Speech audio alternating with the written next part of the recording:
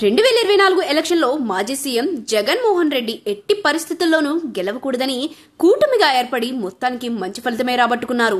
అయితే అలా 3 పార్టీలు కూటమిగా ఏర్పడడం వలన ఆయా పార్టీల నాయకులు అనేక మంది త్యాగాలు చేయక తప్పలేదు.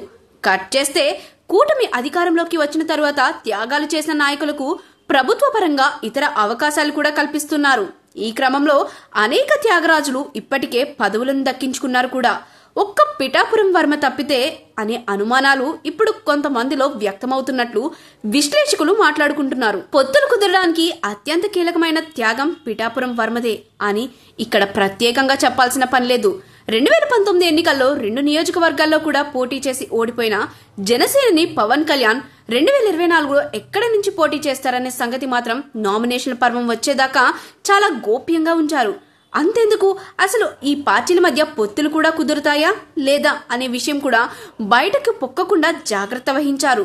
ఈ తరుణంలో పిఠాపురం నియోజకవర్గంలో 5 ఏళ్ల పాటు తాము అధికారంలో లేకపోయినా సరే తెలుగుదేశం పార్టీని కాపాడుకుంటూ వచ్చిన నాయకుడు వర్మ టీడీపీ పైన పెద్ద ఆశలే పెట్టుకున్నాడు.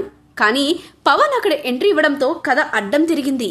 ఈ నేపథ్యంలో అలిగిన వర్మకు బాబు ఏం చెప్పాడో తెలియదు, కానీ వర్మ పవన్ కి మద్దతిస్తూ చాలా సాయపడ్డాడు. ఆ తర్వాత జరిగిన ఫలితాలు అందరికీ తెలిసిందే. పవన్ పిఠాపురం వేదికగా భారీ మెజార్టీతో గెలిచి సత్తా చాటాడు. దీని వెనుక వర్మ కృషి ఉందని డిప్యూటీ సీఎం పవన్ కి బాగా తెలుసు. అందుకే పిఠాపురంలో ఎటువంటి కార్యక్రమాలు జరిగినా పవన్ వర్మని వెంట పెట్టుకునే ఉంటాడు.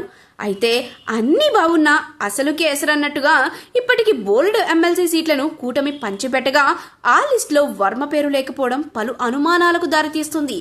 పవన్ అనుచరులకు నాదెండ్ల మనోహర్ కోసం త్యాగం చేసిన వారికి కూడా ఎమ్మెల్సీలు దక్కడం విశేషం.